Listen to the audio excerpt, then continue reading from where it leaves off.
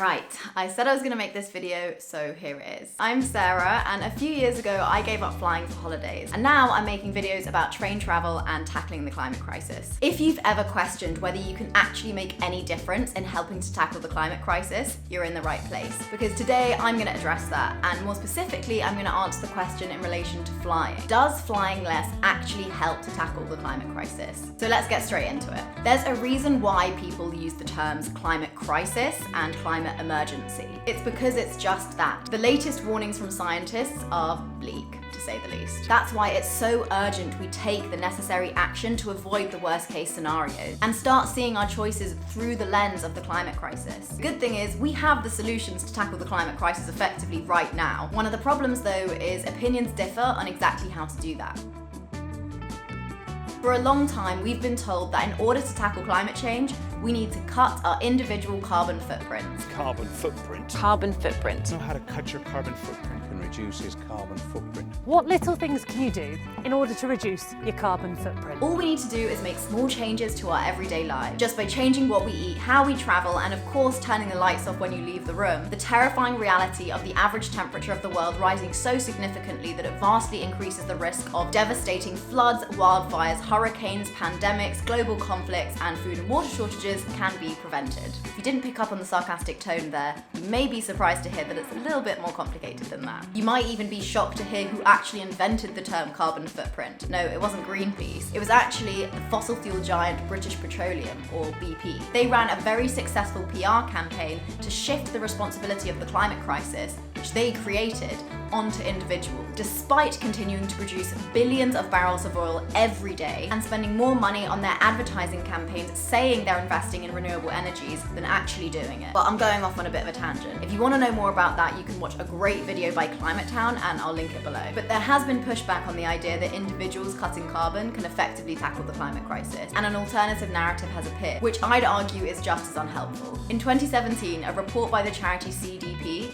found that 100 companies are responsible for 71% of global carbon emissions. Now, understandably, stats like that are going to make some people think that their actions are basically a pointless drop in the ocean when it comes to reducing carbon emissions, and the only way out of this mess is for businesses and governments to take the lead. So what often happens is these two ideas about how to prevent climate catastrophe, individual versus political action, are pitted against each other. This then leads to some people not taking action because they think it's all down to businesses and governments don't take action because they don't think their consumers and voters care. But this is a false dichotomy. These things are inextricably linked, and research shows that lifestyle changes build momentum for systemic ones, and vice versa. A great example of this is the spread of rooftop solar panels in the US. A few years ago, researchers looked into the rapid rise of residential solar panels. They found that when they mapped out where these solar panels were being installed, they seemed to be occurring in clusters. Studies found that when a person installs solar panels on their roof, it significantly increases the chances of their friend or neighbor doing the same. One study on the city of Fresno in the US found that the number one factor in determining whether a house had solar panels was how close that house was to other solar panels, even more so than other socioeconomic or demographic factors. But action by governments and businesses also had a crucial role to play. At the time, not only was solar getting drastically cheaper, but there were very generous government subsidies for them, and leasing and loan systems set up by solar provider companies, which all work to make it easier and cheaper for people to install solar. But not everyone knows about these things, so that's why seeing someone you know install them opens up the conversation about it to see if it works for you. So now let's look at the specific issue of aviation and tackling climate change. Flying is one of the fastest growing causes of global greenhouse gas emissions. And although flying only makes up around 5 to 8% of global greenhouse gas emissions, it's set to triple under business as usual by 2050. And airline bosses would like you to believe that they're on the case and they can cut their emissions while continuing to grow the overall number of flights, despite 99% of aviation emissions coming from running the planes themselves. For years they've been saying they're doing this using a combination of alternative fuel sources and carbon offsetting. If you don't know what carbon offsetting is, it's basically the idea that when you release emissions from a flight or another high carbon behavior, those emissions can be counterbalanced or counteracted by sucking up carbon by planting trees or paying for other carbon positive projects. But as I've explained in another video, carbon offsetting doesn't do what it says on the tin and can even be harmful in some cases when it comes to tackling the climate crisis. I'll leave a link to that video somewhere here. And the alternative fuel sources they love talking about are biofuels, biofuels, so fuels made from plants, wood, or waste materials, electric planes, and their new favourite, hydrogen. First of all, there's a whole suite of problems with biofuels, which mean they can end up doing more harm than good,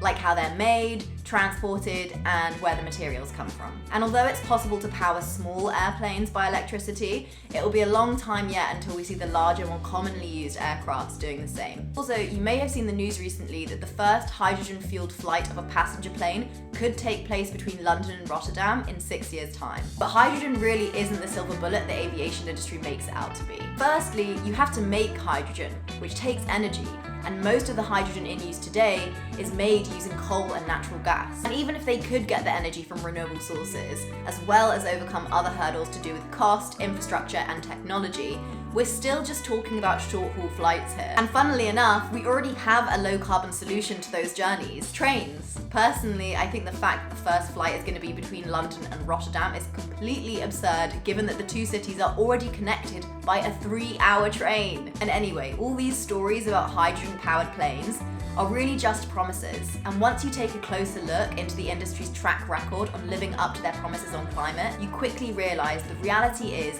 they have no serious intention of cutting their carbon emissions. A recent report by the climate charity Possible found that over the last 20 years, the aviation industry has missed not one, not two, but all of their climate targets except for one. Airline executives made unclear definitions for these targets, shifted goalposts, had a complete lack of public accountability, and in some cases simply forgot about them.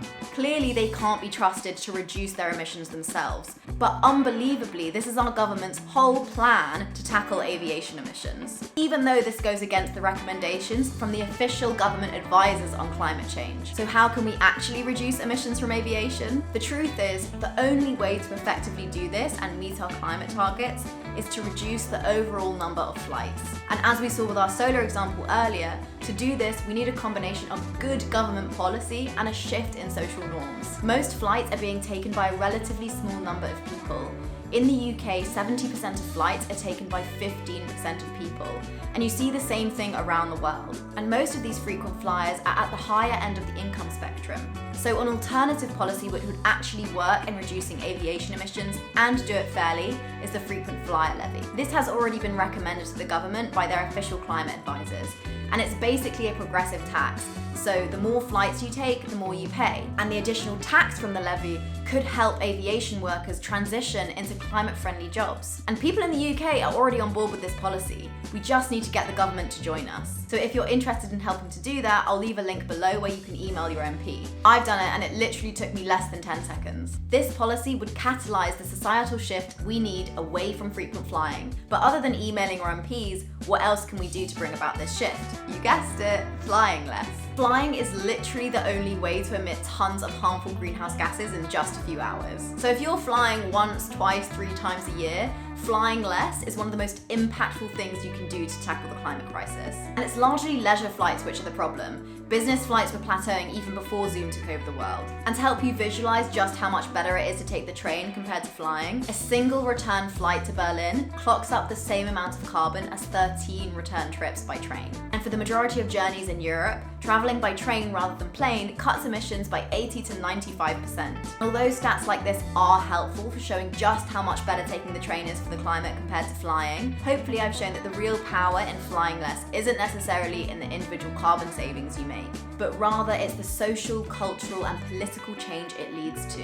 Someone I used to work with used to say that there's no such thing as an individual when it comes to tackling the climate crisis. No person is an island. Our actions affect and influence those around us. We urgently need action on climate change at every level, from the personal and political to the local and global. And flying less is going to be a part of this. But that doesn't mean traveling less or experiencing less. And switching planes for trains can actually enhance your holiday. There's so many benefits to traveling more slowly, like the beautiful views you get on trains, to avoiding the stress of the airport and seeing more places. And that's part of the reason why I'm starting to make these videos, showing what it's like to actually travel by train and how much more enjoyable it is compared to flying. If you want to see any of my travel vlogs and see what it's actually like to travel by train rather than plane, I'll leave a couple links below. If you have any questions about any of the stuff I've talked about, then you can leave it in the comments below. For now though, thanks so much for watching if you made it this far, and I'll see you soon.